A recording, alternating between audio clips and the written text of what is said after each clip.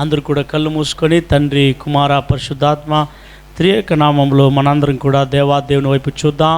తండ్రి, కుమార, పరిశుద్ధాత్మ దేవుని నామానికి మహిమ కలుగును గాక. మనందరూ ప్రార్థన చేసుకుందాం. మమ్మల్ని మిక్కిలిగా ప్రేమిస్తున్న పరలోకపు తండ్రి, నీ పరిశుద్ధమైన పాదాలకు వందనాలు.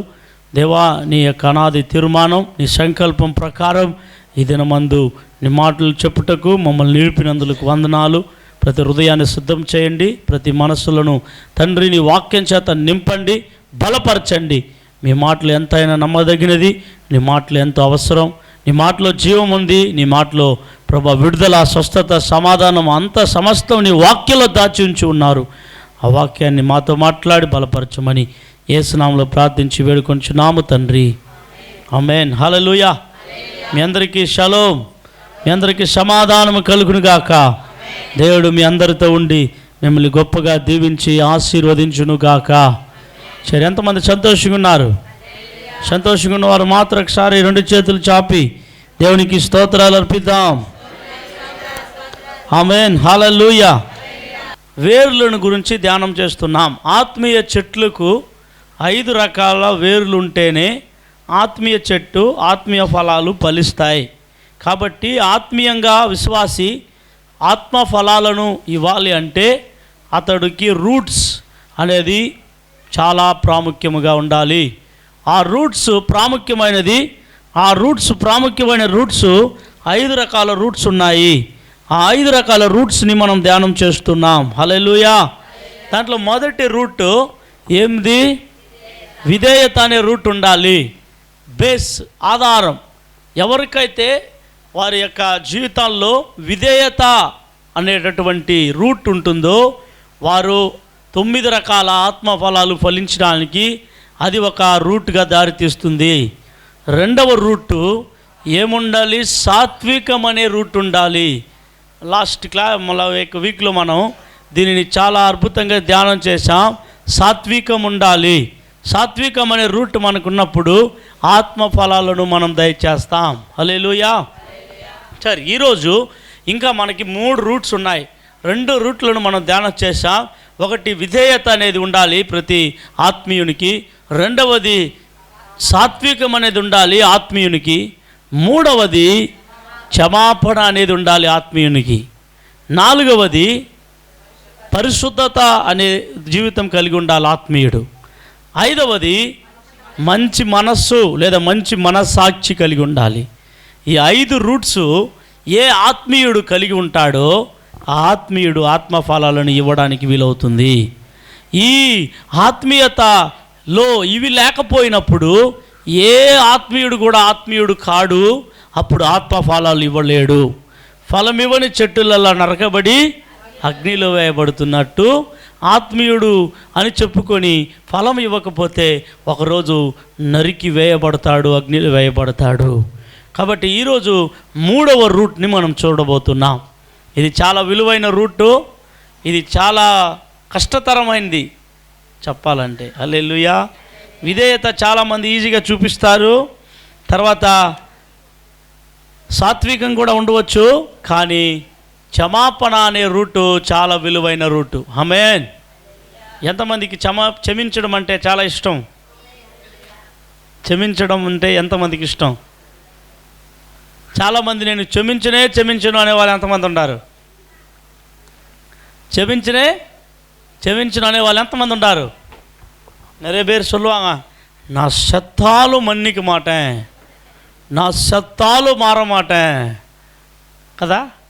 అలాంటి వాళ్ళు ఉన్నారా? ఆమేన్. హల్లెలూయా. క్షమించే వేరు ప్రతి వారికి ఉంటే వారికి ఆశీర్వాదం, వారి ఆత్మఫలాలు ఫలిస్తారు. సరే, చదువుదామా వేగంగా? లూకా రాసిన సువార్త 6వ అధ్యాయము. లూకా రాసిన సువార్త 6వ అధ్యాయము 38వ వచనాన్ని మనం తీసుకుందాం. క్షమించుడి, అప్పుడు మీరు క్షమించబడుదురు. ఏం చేయాలంట? క్షమించుడి, అప్పుడు మీరు క్షమించబడుదురు. ఎవరిని క్షమించాలి? ఎవరు క్షమించబడుదురు? ఎవరిని క్షమించాలి? ఎవరిని క్షమించబడుదురు?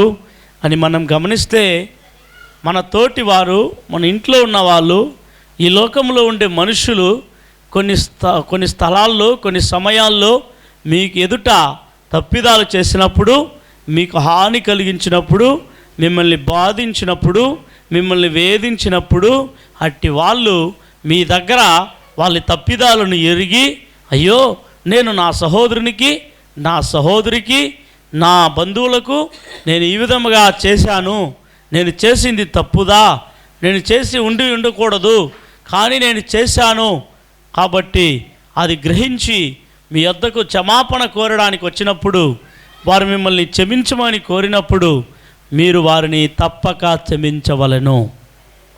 ఎంతమంది ఆమేన్ అంటారు? మీరు తప్పక వారిని ఏం చేయవలెను? క్షమించవలెను. అలా క్షమించని ఎడల మీరు మీ పాపములు దేవుడి దగ్గర క్షమించమన్నప్పుడు దేవుడు మీకు క్షమాపణ ఇవ్వడు. చాలామంది చెప్పేది ఏమంటే, నేను క్షమించనండి, నేను ఇంతే, నేను మారను అని చాలామంది విర్రవీగుతూ ఉంటారు. అయితే నీవు క్షమించినప్పుడు నీ తోటి వారి పాపములను, నీ ఎదుటి వారి తప్పిదాలను నీవు క్షమించినప్పుడు నీ పాపములను కూడా, నీ తప్పిదాలను కూడా దేవుడు ఖచ్చితంగా క్షమించడు. ఆమేన్. ఎంతమంది ఈ మాట కొంచెం కష్టంగా ఉన్నట్టుంది? నిజంగా చాలామంది కష్టంగా ఉంది. ఆమేన్. ఏం చేయాలి మీరు? ఇలాంటి అనుభవం ఎంతమందికి ఉంది? నేను క్షమించలేదు ఇంతవరకు అనేవాళ్ళు ఎంతమంది ఉన్నారు? చాలామంది దొరుకుతారు. చాలామంది ఉన్నారు ఇక్కడ. నేను క్షమించను. చాలామంది నువ్వు క్షమిస్తే చాలా ఆశీర్వాదాలు ఉన్నాయి.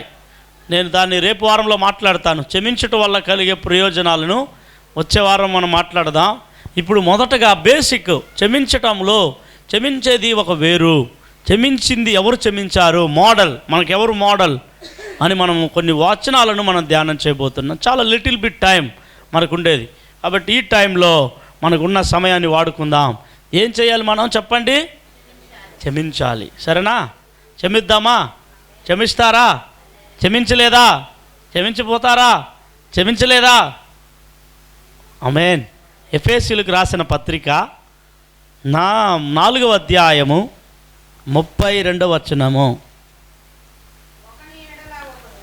ఇది అందరూ కూడా తీసుకొని చూడాలని మనవి చేస్తున్నాను. ఒకని ఎడల ఒకడు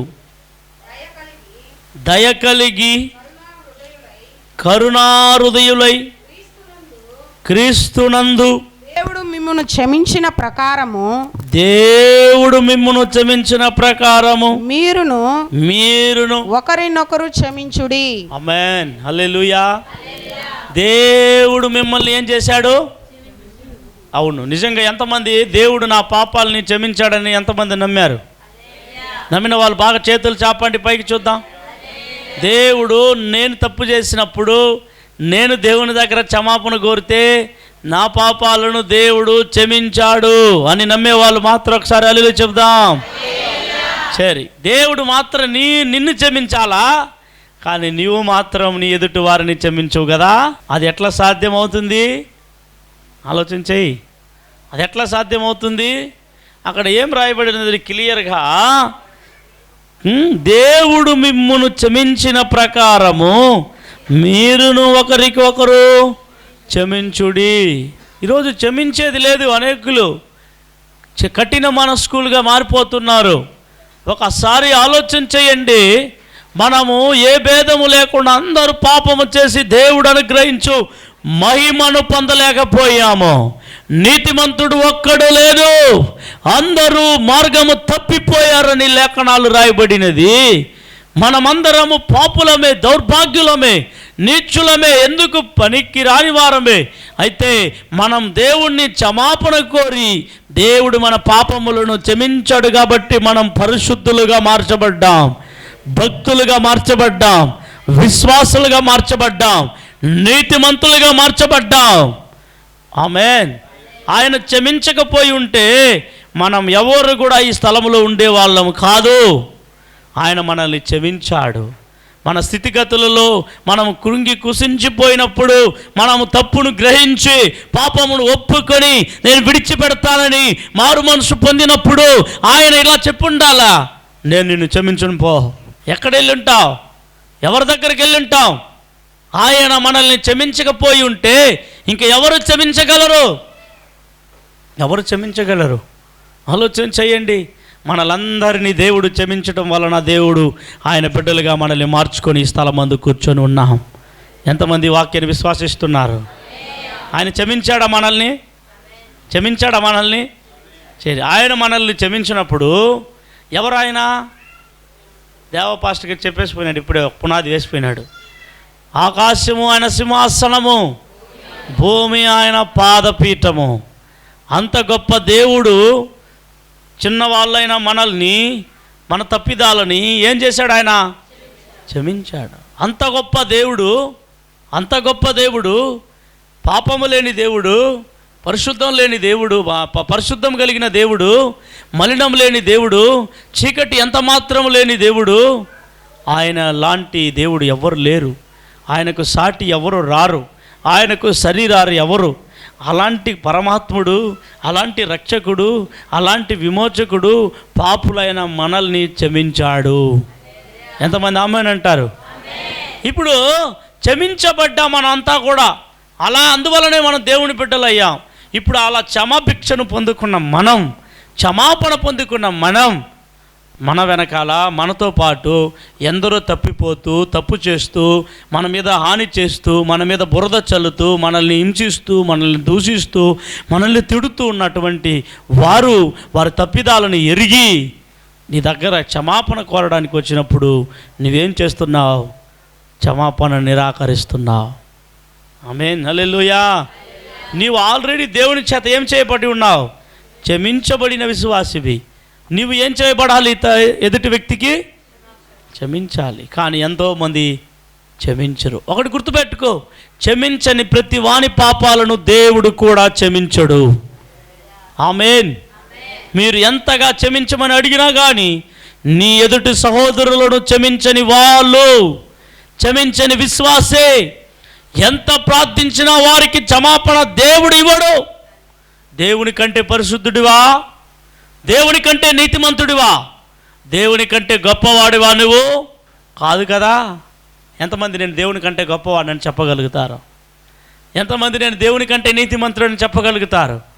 ఎంతమంది నేను దేవుని కంటే పరిశుద్ధుడిని అని చెప్పగలుగుతారు? మనం కూడా తప్పిపోయి క్షమాపణ పొంది రక్షించబడిన వాళ్ళమే.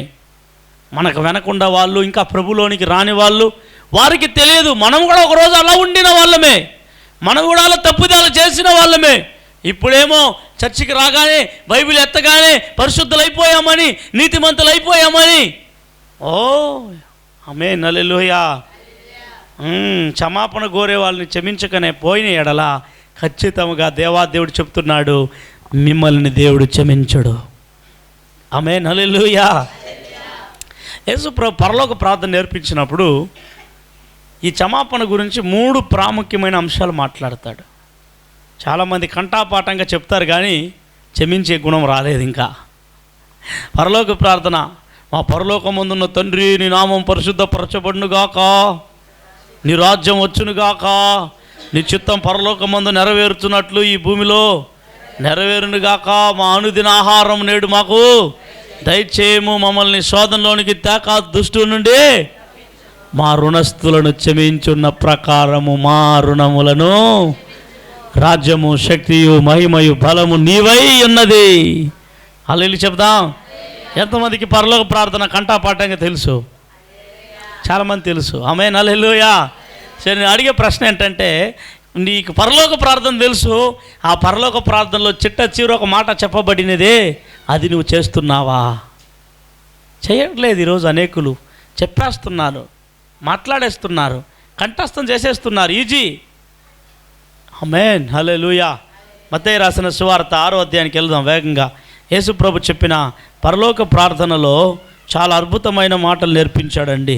ఇది కళ్ళు తెరిచి చూడండి, మీ కళ్ళను విప్పమని దేవుణ్ణి అడగండి, సత్యాన్ని గ్రహించండి, మూర్ఖంగా ప్రవర్తించొద్దు. యేసు ప్రభు అంతటి దైవమే క్షమించాడంటే నువ్వు నేనెంత? క్షమించాలి మనం. 6వ అధ్యాయము 12వ వచనం నుండి 15వ వచనం వరకు చాలా విలువైన మాటలు మనకు కనబడుతూ ఉన్నాయి. మా రుణస్థులను మేము క్షమించి ఉన్న ప్రకారము, మా రుణస్థులను క్షమించి ఉన్న ప్రకారము మా రుణములు క్షమించుము, మా రుణములను క్షమించుము. మమ్మును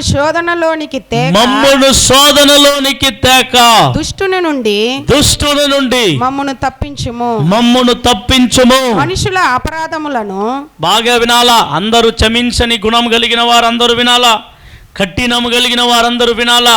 మనుష్యుల అపరాధములను మీరు క్షమించిన ఎడల మీ పరలోకపు తండ్రియు మీ అపరాధములను క్షమించును. మీరు మనుషుల అపరాధములను క్షమింపక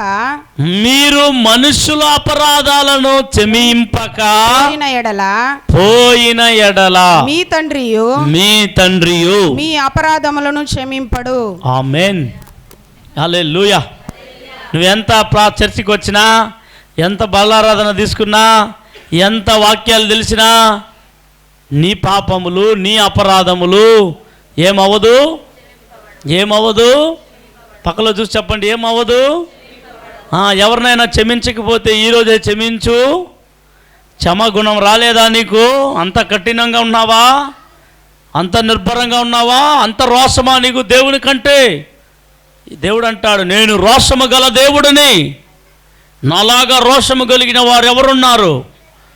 చాలామంది నాకు రోషం అండి. ఏం రోషం? స్తోత్రం, హల్లెలూయా. ప్రియమైన దేవుని బిడ్డలారా, ఈరోజు ఒకరిని ఎడల ఒకరు క్షమించే గుణములు ఉన్నప్పుడు ఏం జరుగుతుంది అంటే, వారిని క్షమించినప్పుడు వారు చేసిన అపరాధములు, వారు చేసిన హాని, వారు చేసిన నేరములు, వారు నీకు విరోధంగా చేసినవన్నిటినీ మరచిపోతాం క్షమిస్తే. హల్లెలూయా. నిజంగా పూర్ణ హృదయముతో క్షమిస్తే, పూర్ణ మనస్సులో క్షమిస్తే, ఊరికి క్షమిస్తున్నాలే అట్లాగా క్షమించితే లోపల అపకార బుద్ధితోనే చెబుతున్నావని అర్థము. ఇంకా క్షమించడానికి నీకు మనస్సు రాలేదు. మీరు క్షమించకపోతే ఖచ్చితంగా 100% మీ అపరాధములు క్షమించబడవు. స్తోత్రం, హల్లెలూయా. ఎంతమందికి క్షమాపణ కావాలి? ఎంతమందికి క్షమాపణ కావాలి?